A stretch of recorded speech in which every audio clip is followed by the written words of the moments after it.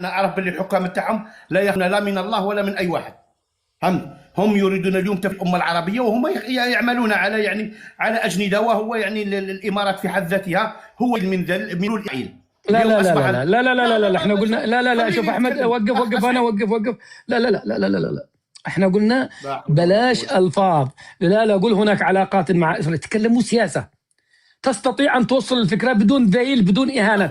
قول هناك يا اخي، قول هناك علاقات اماراتيه اسرائيليه لي وتلبلدان عادي، ما اقدر اقول لك شيء، لكن ذيل ضروري الانتقاص. ما بقبل الانتقاص يا اخي، لانه حتى الجزائر لن اقبل فيها الانتقاص. من يعطي الاوامر اليوم؟ من يعطي الامارات الاوامر؟ من اي طيب تكلم في السياسه، تكلم سياسه. قول هناك مشروع اسرائيلي اماراتي. يا اخي اعلمك كيف تتكلم. شوف تكلموا الاماراتيين ما حد تعبني لما يجوا انتم تعرقوني يا احمد. الله يرحم ابوك يا احمد، ما بسمح لك تنال من احد هنا، لا الجزائر ولا الامارات. لا تخلي لي بالله، تفضل.